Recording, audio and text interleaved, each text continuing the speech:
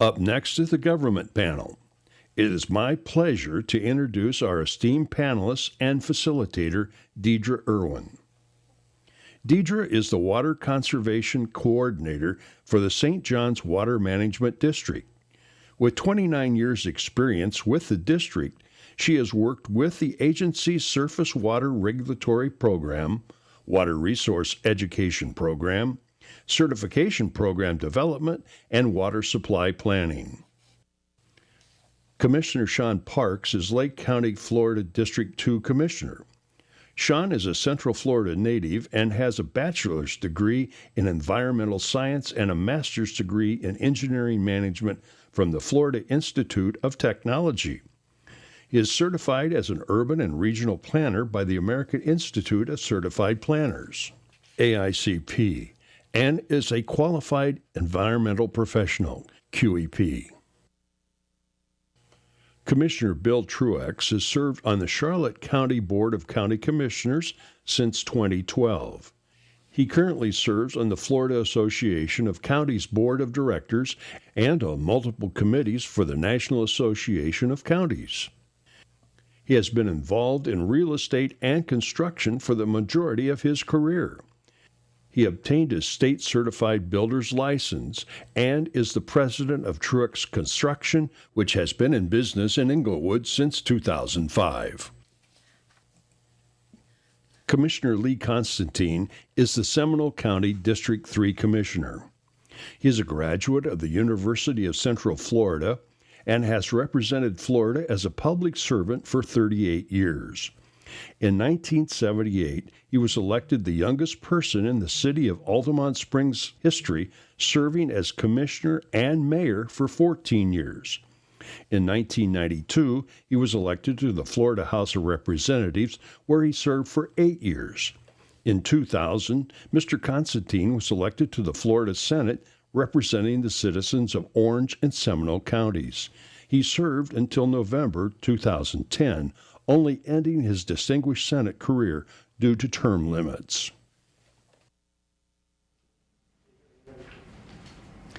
Thank you for joining us this afternoon. Like me, you've probably learned a lot to date about sustainability with regard to landscaping. So we've learned a lot about the importance of sustainability, biodiversity, about water quality, water quantity, and a little bit about the toolbox that's available to us here in Florida to ensure that we really do implement sustainable practices. Very large part of that toolbox or consideration is the role of our local governments. Can in fact play a very important role in how we choose to implement sustainable practices. So on this panel, you're going to learn a little more with some of the leaders in Florida and what they're already doing in their county and what their vision is moving forward on how we can implement some of these practices. So I have some questions today that I'm going to ask, and feel free to share all of your experience and we'll learn a lot. So starting out, in thinking about sustainable landscapes and your role as County Commissioner, what do you consider some of the best tools available to help your county move in a more sustainable direction regarding both new and existing landscapes? Commissioner Truex. Well, thank you for joining us today, ladies and gentlemen. This is an important topic, and I know since about 1994, Charlotte County has implemented landscape requirements, incentivizing to some degree the use of native plants. We have always been conscious about water use, which ties into which type of plant we use, and we continue to try to look at ways to improve what we can do. I think it's through an educational process and working with builders and developers that's going to be very important for us to help them educate new people coming down from other parts of the country. Because landscaping in Indiana, where I came from, was totally different than what it is here, and it took me a while to learn what those special things were. So in Charlotte County, we have implemented some good buffers that we require that will make a development look better or friendlier. It also gives some sound barriers to those surrounding them. Commercial developments and how we landscape parking areas is very important. And all those things help as we have water runoff from parking areas to filter water as it goes back into the ground. So those are all important things within our ordinances that we've done, as well as I'm here to learn more about how we can implement more things that can incentivize people to want to do the right thing in Florida. Thank you. Commissioner Parks? Yeah, thank you. I'm from Lake County. We are real Florida, real close. So we take that slogan very seriously in trying to protect our natural resources. And what we've done, in addition to what Bill has already said, with some of our code changes, is we have a fertilizer ordinance, actually that we learned from Seminole County on. So we've implemented a fertilizer ordinance. We've taken advantage early on, almost 10 years ago, with WaterStar training. We were one of the first counties to be able to do that, and actually, you know that very well. Came out and trained some of our, actually literally came out and trained some of our contractors, our builders. We graciously received money from St. Johns River Water Management District to do that, to conduct that training. Thought it was very valuable. We also have an irrigation ordinance, again, that I think is very reflective of Florida's water situation that I'm proud of in the county. We're looking at buffers as well, some of how we can really, from a commissioner standpoint, when it comes time to land use decisions, asking our developers to think about how buffers are done, increased buffers, 100% Florida native, not Florida, just Florida friendly, but actually Florida native, and restoring. And in my case, we're the mountains of Florida, a lot of high areas, the sandhill and the xeric habitats, restoring those habitats in our buffers. So that's what we're looking at. Okay, very exciting. Yeah.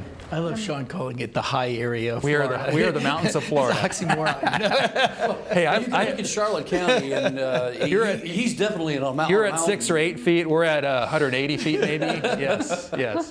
So it's alpine ecology is what you're Oh, dealing totally. with? Yes. It's 10 degrees cooler. Everything, Natural right? systems, yeah.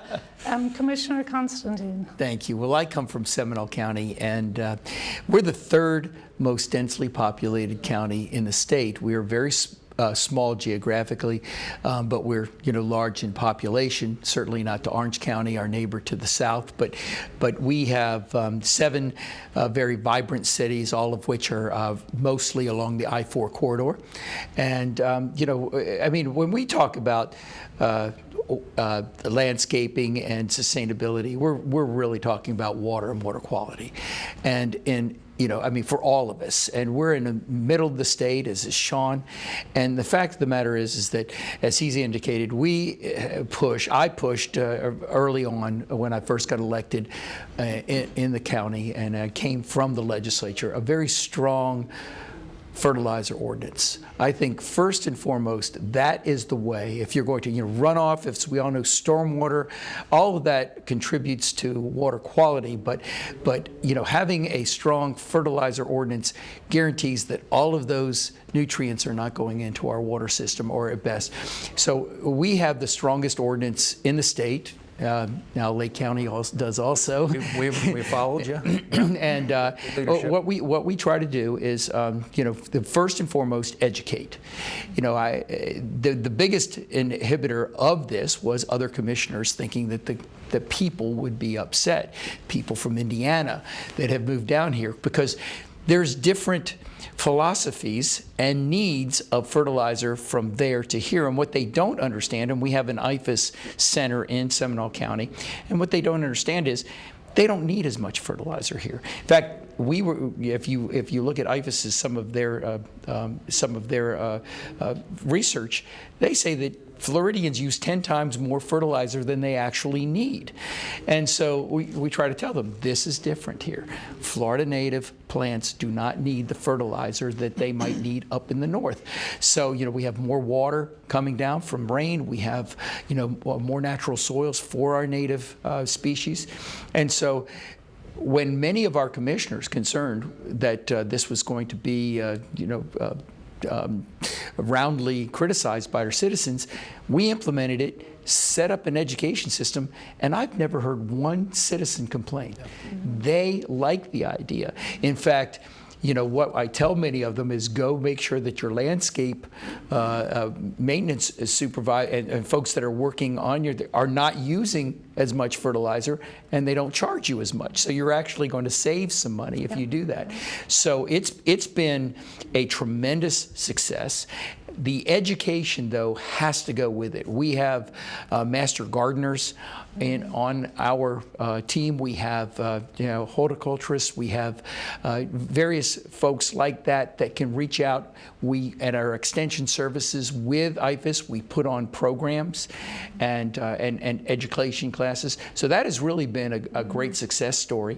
And frankly, anybody that's considering it and think that their citizens are going to be concerned or have problems with it, I will tell you that that is far from the truth. If you put in an education system with that, they're going to be perfectly fine with it. And in Seminole, you have a lot of reclaimed water, which is Seminole is huge in reclaimed water. So the nutrients in the reclaimed water act like fertilizer. Absolutely. So once homeowners understand they're getting free fertilizer with their they don't water. need. That's right. They don't need that. We've also now, in the near future, we've been working on it for a while. We were waiting for DEP and the also the Game and Fish, FWC. We're putting in a shoreline protection program, and that, in addition to it, for the native plants and everything. One of the things we found is because DEP and the FWC have backed out of really trying to protect shorelines on the smaller lakes. They still do it on the bigger lakes, but because of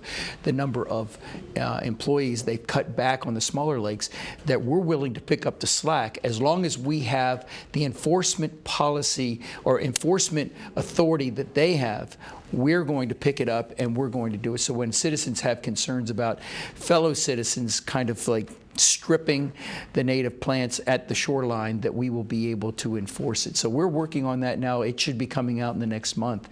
And we're just waiting for their new rules before we did it. Excellent. That's another novel approach.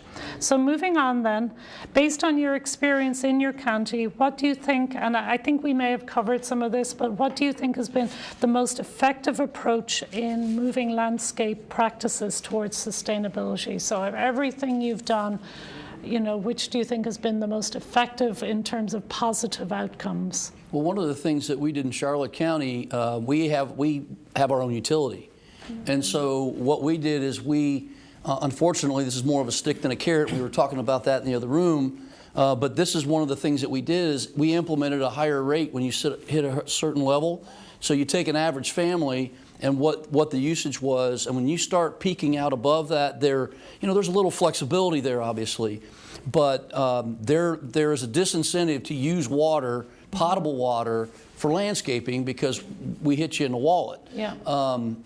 For me, it was kind of hard to go down that path, but when you think about how much water we use, we overuse water. Mm-hmm. And so I didn't, at the end of the day, I felt like it was a very good decision.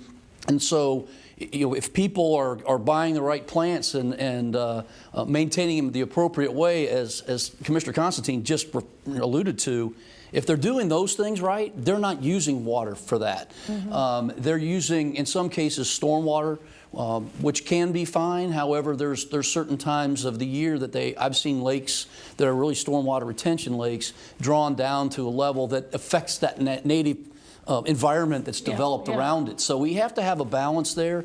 And, we also need to try to incentivize some ordinance changes, which I'm implementing, and it's actually going to be in our board meeting on Tuesday, and that is for artificial permeable turf. Installed properly with the right base, it absorbs this water. You're not worrying about watering a lawn. You're not worried about putting chemicals on a lawn. And so they have some very, very nice grasses now that are alternative measures to real grass that look really good, and they're very effective for the environment. And so we're implementing it on Minnesota Key, where we have everything has to have a permeable surface. So if you're building a new house, you have to have a permeable driveway. There's no concrete unless it's some type of pervious pavement or pervious concrete or pervious pavers. You have to go those routes. And so, it's a limited area. There's a lot of water runoff that goes into the intercoastal and goes out, out onto the beach from some of these properties. And so we want to minimize what happens, and we want to minimize the negative effect of having those impervious areas. And that type of a grass is, I think, going to be something that's going to make a big difference. And we're looking at alternatives to allow it potentially in some of the right-of-way areas too. Yeah, I was going to say, based on my experience, I would urge caution with not letting it take over too many areas because of the natural ecosystem services of real plants. Of real grass. Yeah, turf grass also. Right. But I would love a driveway that looked like grass. Yes, and one of the other things is that bioswales are something else that I'd love to see people and maybe incentivize developers to do a little bit more, because in Inglewood there's a street that was revitalized, and part of the drainage system was the bioswales that were put in, and they're beautiful.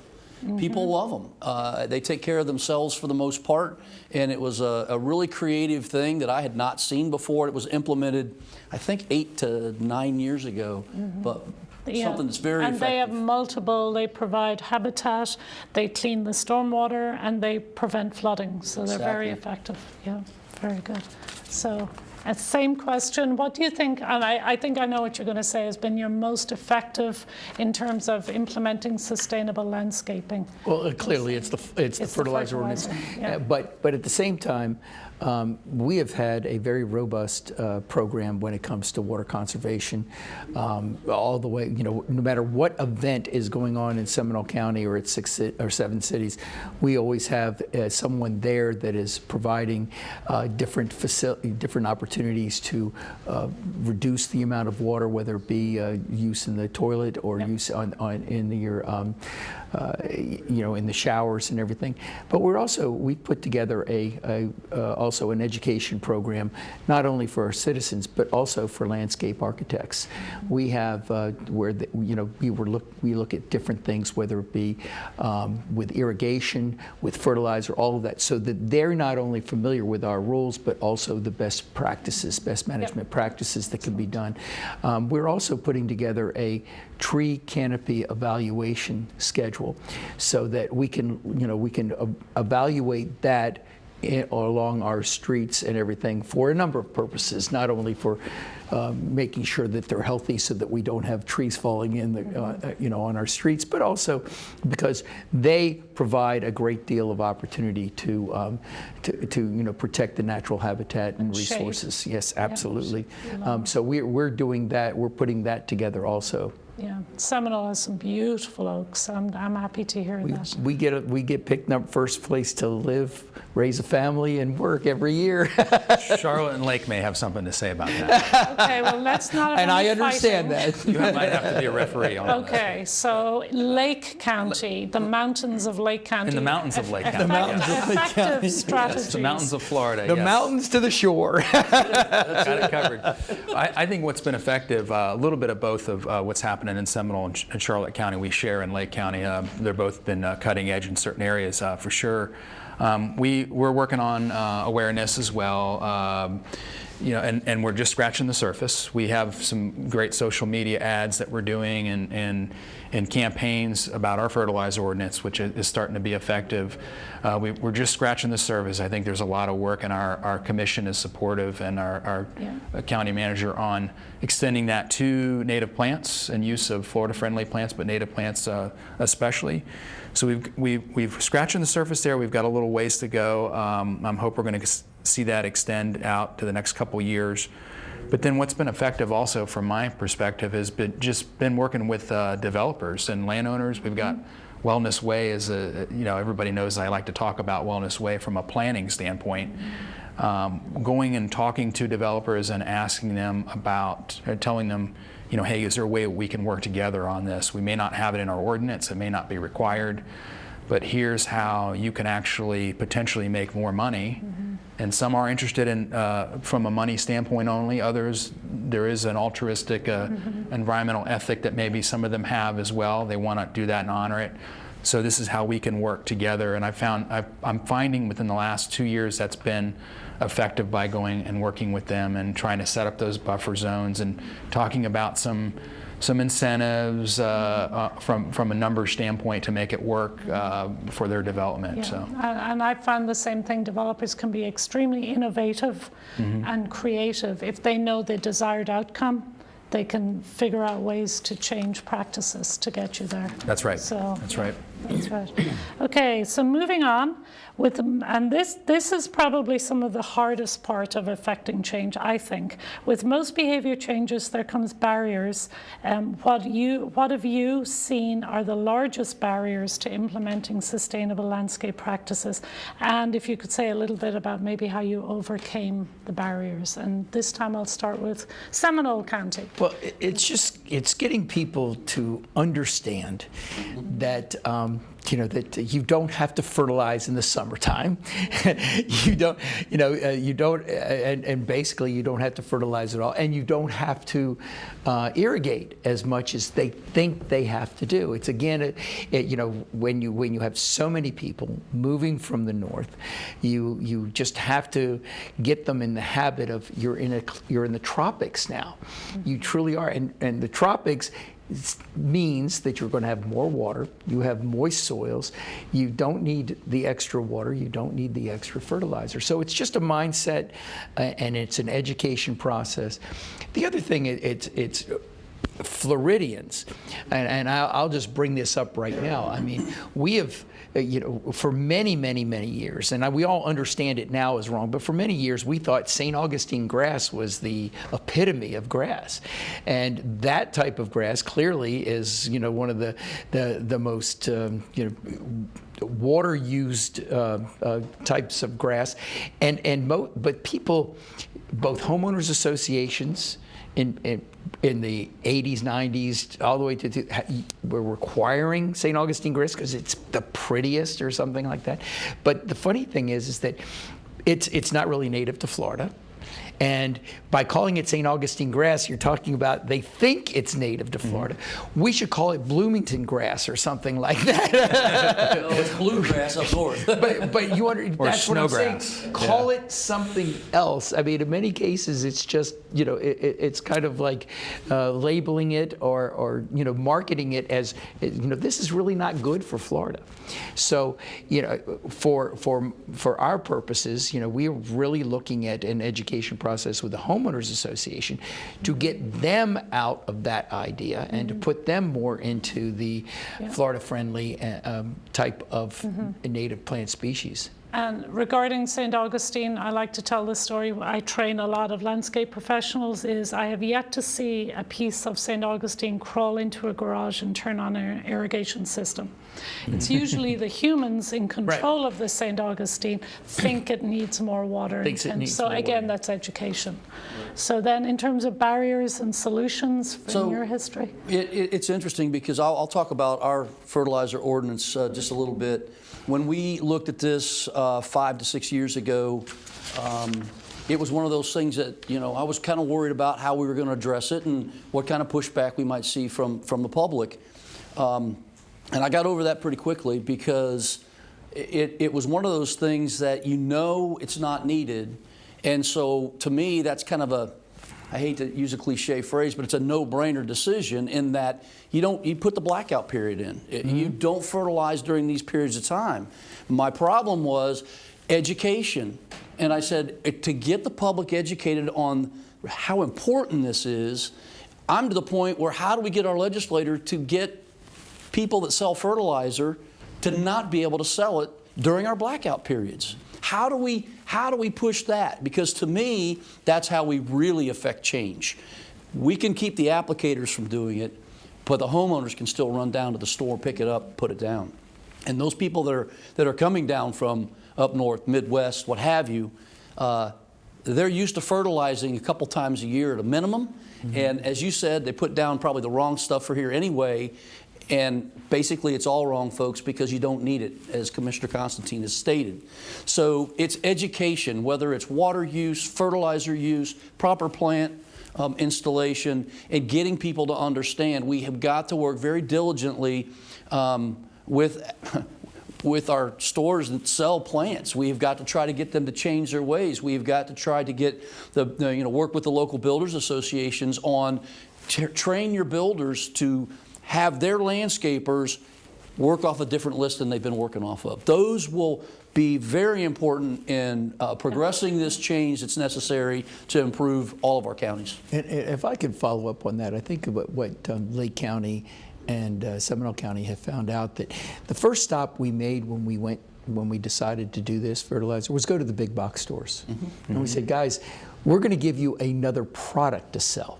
You know, the product without the phosphates. That's right. And then we went to Sunnyland, which happens to be in Seminole County. Right. And you know, I thought I was going to meet a lot of resistance when I went to them. And when I first went to them, they said, "Oh no, we've got another product. This is great. We can market that product here."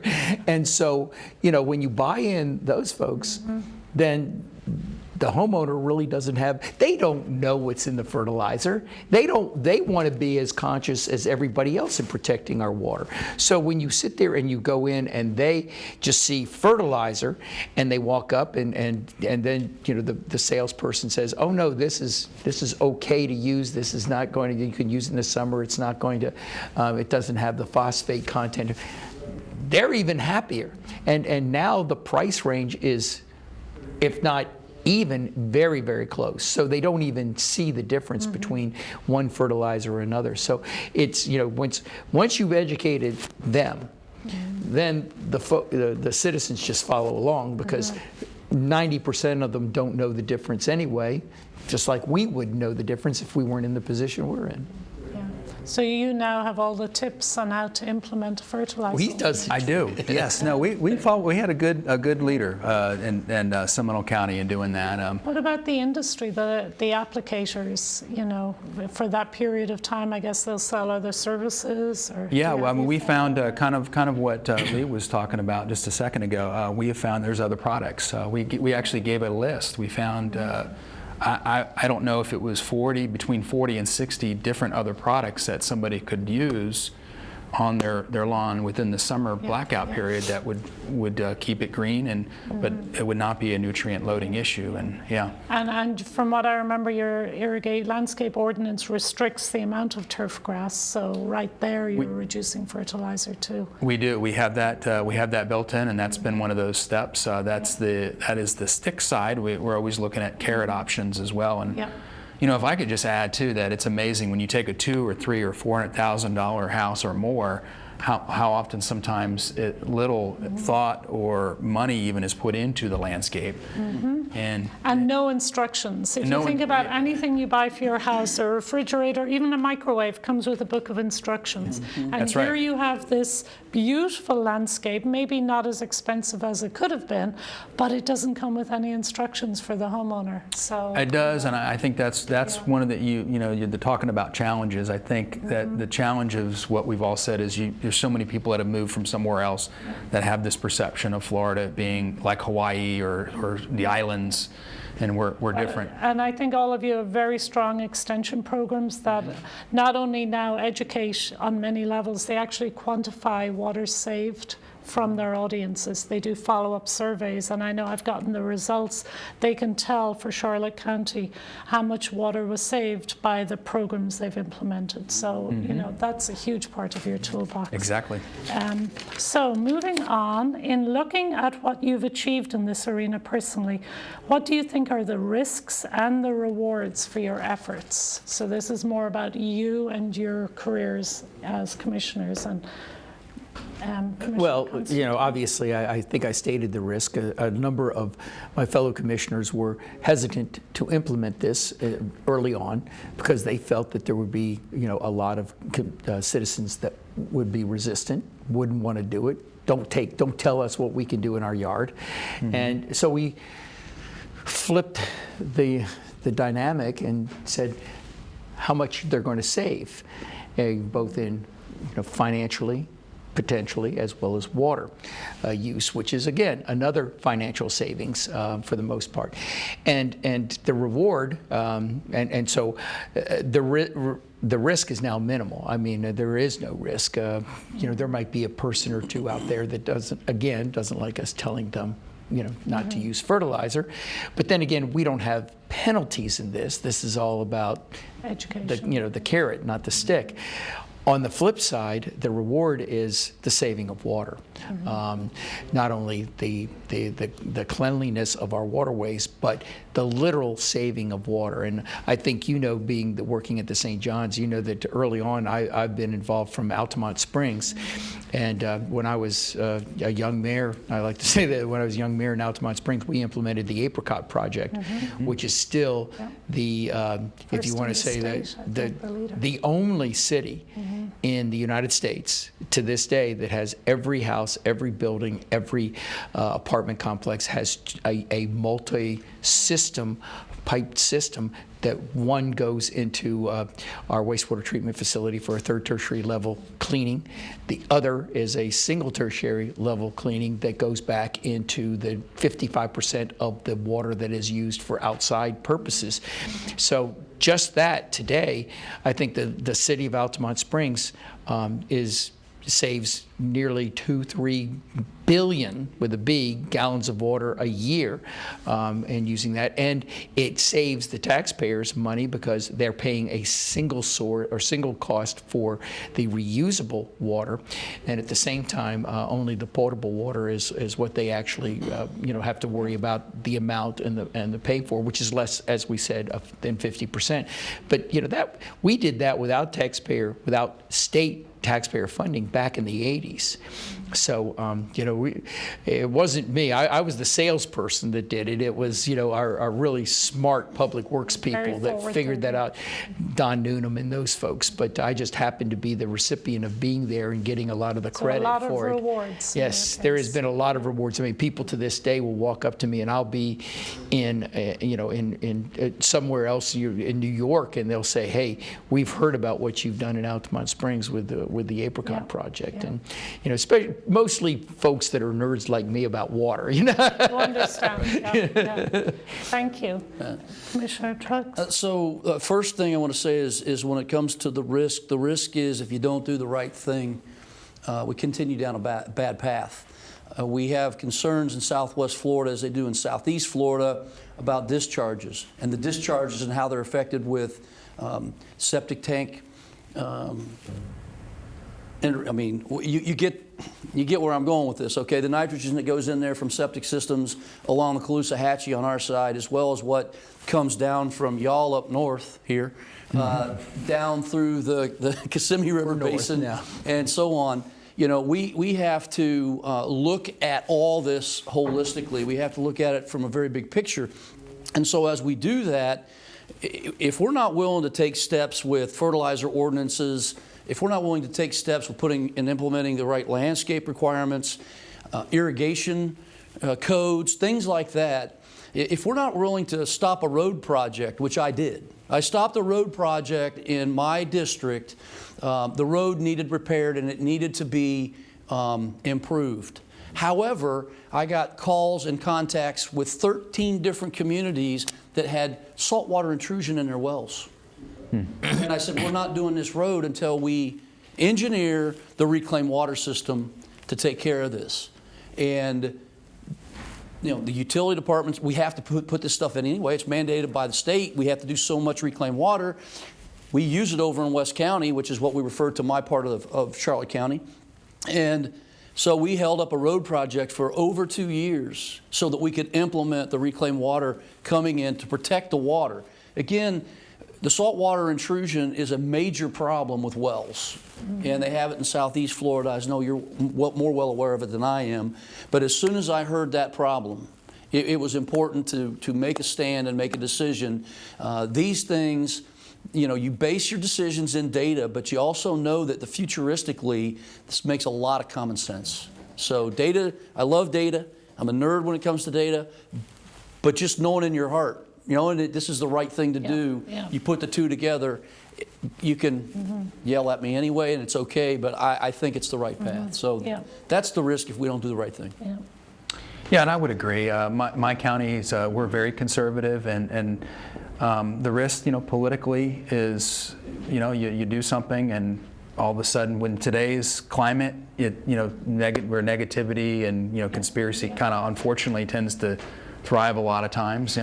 You could have an industry or somebody that may not like you put up a certain amount of money, and politically we're at risk for that, and that happens for trying to do the right thing. I mean, I'm a Central Florida native. I've seen a lot of changes in Florida. The risk, I think, is what Bill said, and Commissioner Constantine is also saying what if we don't do this? Exactly. So that is the risk of 3 young children right now. With 1,000 people a day moving to Florida, what kind of Florida will we have if we're not? That's the bigger risk. Yeah. So I think we have to do what's right and make some tough decisions and be strong in how we look at development. Try to work with them as well, but at the same time, you have to make a hard decision sometimes. And if I can just say, this is we're in 3 different parts of the state. Sean and I are close, but still, our counties are very different in many ways.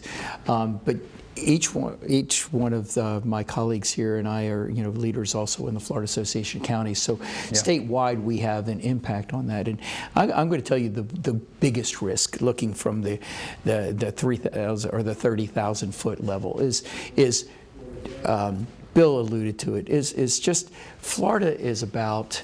The idea of Florida.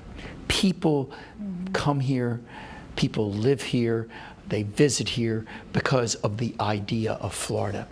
And I'll just give you an example. We had a Florida Association of Counties legislative meeting down in your area during the time of one of the blue-green algae red tide situations. And I went to Bill and another fellow Charlotte County Commissioner, and I said, I've seen almost every beach. When I was a state senator, I used to travel all over the state, and I used to see every beach, and I said, I've never seen Charlotte County Beach. I really want to go over there. And Chris said, another county commissioner said, I'm not going to take you. And I said, why? He says, it's empty. And it's terrible. He had no visitors because of the red tide, the blue-green algae. And the fact of the matter is, that's billions that we're losing, not million, billions we're losing. And if we don't fundamentally change the way we treat water, and landscaping has a great deal to do with that. And it's not just fertilizer, it's septic tanks, it's stormwater, and it's even consumptive use permits, and the taking out of the aquifer without refilling it, replenishing it, so you don't have the flow. We have to change that fundamentally. And so that's the biggest risk, not our careers or anything, but the future of Florida and the reason that people want to come here, whether they want to live here or want to visit here. We need them. And the only way they're going to continue, why would they leave Pennsylvania? And they did at that time. They didn't leave Pennsylvania. No. They stayed there, and they didn't come down here, because you see one picture in Sarasota or somewhere else that's got blue-green algae, and trust me, they all think that it's all around Florida and every place in Florida. So all of Florida suffers if one area of Florida is having problems. So it's really not a risk. It's something. It's just part of what you do now. We have to do it. Well, and to your last point, there were pictures going all over social media, and it was out on Boca Grande, there's a portion in Charlotte County and a portion in Lee County, but on the southern tip, down by Boca Grande Pass, there were very large fish. There was a dolphin. I think there was a manatee, but there were a number of large washed up on shore. Yeah, it was horrible. And those pictures, they were horrible. They were horrifying. And even when our beach cleaned up, nobody wanted to come because they kept seeing those visions, and they were constantly out there.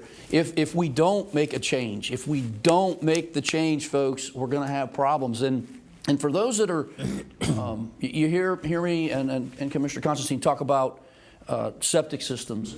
I was on a septic system up north on 3.5 or 5 acres. Down here, where in our area, that's 10,000 square foot lots, and they're one after another and after another, and many of them were built pre-78. Yeah. And so the current code for DEP requirements is a minimum, or EPA requirements is a minimum of 2 feet from the water table, the bottom of the drain field.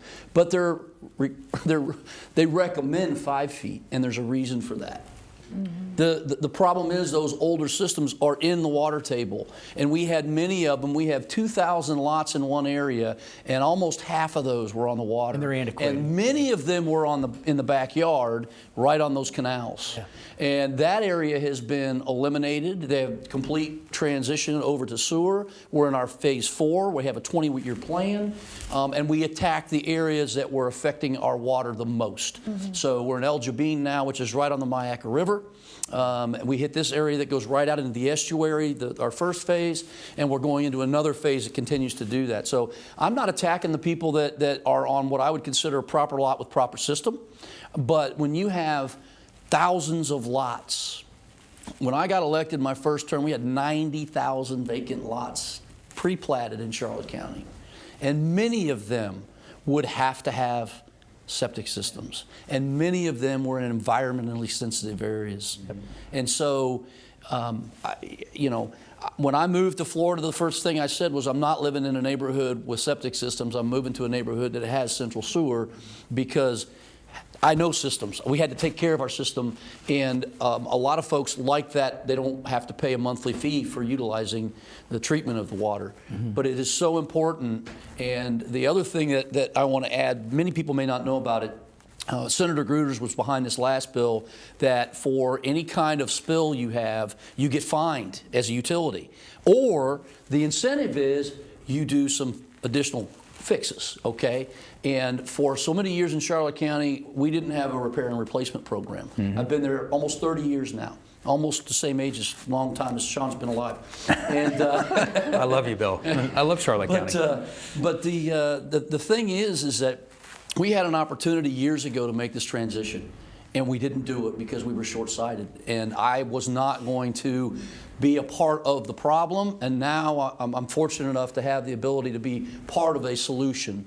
And re-election be damned, I was staying on the clean water aspect, and we were going to make that transition. And our board has been very strong in that. I actually brought Dr. LaPointe over to our board for a presentation, which was for the public as much as it was for our board, by the way. And the carpet was rolled out, and we just kept moving forward on this thing. And so I highly recommend you work with your communities and your utilities in your communities to make this transition, because it's necessary. Yeah, there's a lot of retrofits that have to happen. You're absolutely right.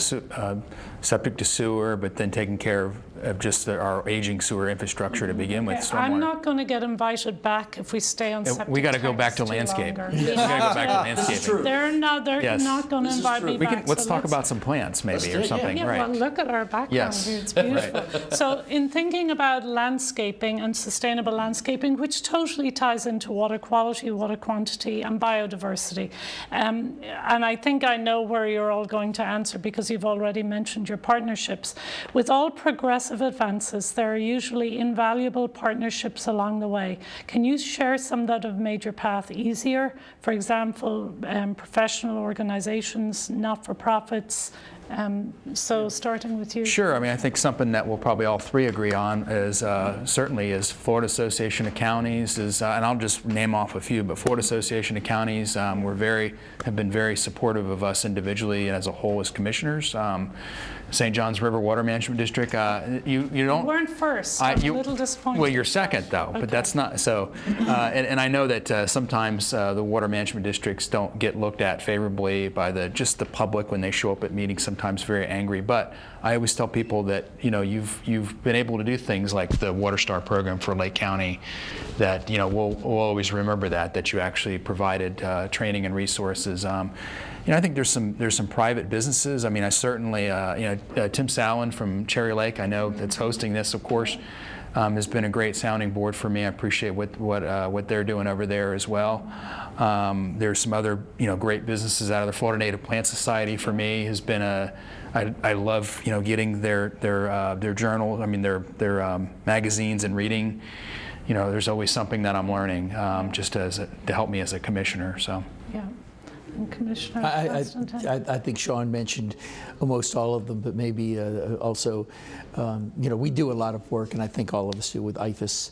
I think that's been an incredible partner in this thing with us when it came to the education aspects of it. We talked about the private business that's in Seminole County and Sunnyland, being able, and even the big box stores being part of it. And then I want to read this the right one. It's the Florida Nursery Growers and Landscapers. I was about to say, I know, we nobody can't forget- has mentioned I want to make sure, FNGLA, that I yes. said it right, because Huge there's a partner. long, FNG, GLA, but Yes. they're very They're good. and they very, work with us really very are well. leaders Yes. in this sustainable. They've got a great landscaping. certification And then, program. and of Yeah. course, we've talked Yeah. about the Native Plant Association, and we even went the step further, working with them, and made October the Native Plant month of the native plant Natives. in Central Florida and Seminole County. So all those folks work very well with us. Anyone different in Southwest Actually, yeah. Florida? Well, of course, we have our Southwest Florida Water Management District that has done who are some. almost as good as us, but not quite. Well, for us, Just saying. they're really good because they're in our area. But they did a major renovation project, Coral Creek renovation project, that's just outside of my neighborhood, that was desperately needed. And the filtration there now is fantastic. The plants that are in there are fantastic. It was a beautiful transition. So they're certainly one. But I'll tell you, the collegiate level, talking with some professors, IFAS is one, but we look at others and we bring people in to have those conversations. They have been very beneficial, and a couple of engineering firms that specialize in certain aspects of water quality in particular. But we're always looking for that data that helps us prove the need to spend the money. Not, if it's not there, it's not there, but when you need to invest in this area, then you spend the time and you spend the money and you have the data to prove it. So, but yeah, the universities have been beneficial to us too. Yeah. Can I throw in another plug too for the Florida Wildlife Corridor Foundation? I think I've got that right. They're kind of up and coming. They've also been very valuable to me, especially over the last year or so, and talking about some of our corridors and how to put that into a land use when we're talking about land use policy. So Send me their contact information. I will get it to you, definitely. They would love to hear that. It does seem like it takes a village, kind of, between public, private, developers and builders too, if they're not willing to go along. So making sure they understand what your outcomes are. Yes. So then, in addition to partnerships and thinking beyond your county, what specific role do you think the water management districts or even state government play in assisting you specifically with sustainable landscaping? Who do you So, want and to I will start with take that? that back. You want me to start with that? Okay. Yeah. First of all, I think that all of us would agree that many times the state government is not our friend when it comes to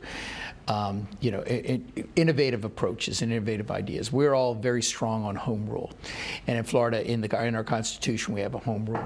So there are unique and maybe new ideas that we want to implement.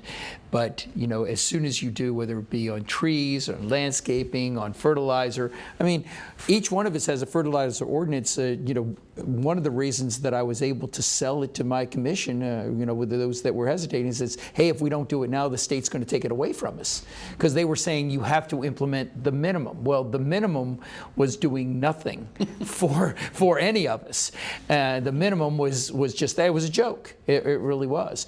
And so I think that what we have continued to fight as county commissioners is, and other local officials like city commissioner, is trying to stop the state from taking away that innovative approach. We're the incubators. Let us do our job. Let us find means and methods that work, and maybe that will help you implement it. But as soon as someone in your district, and being a state legislator, I know this happens. Someone in my district calls me and says, "Hey, you can't believe what this city is doing and everything. There ought to be a law to stop it." And you have to have the discipline to say no. That's important for your city or your county. That's their responsibility, and not say you're right and then start a law that will stop, whatever it may be. And I could give you a litany of different things that have happened. So first of all, they have to be our partners. Yeah. Secondly, people do not understand the difference between the DEP and the water management districts.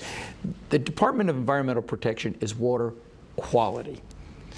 You all are water quantity, and we need to that distinction is, it may be one letter, but it's a very important letter, and so many people say, why do you have the DEP and the St. John's, because it's a different, your mission is different.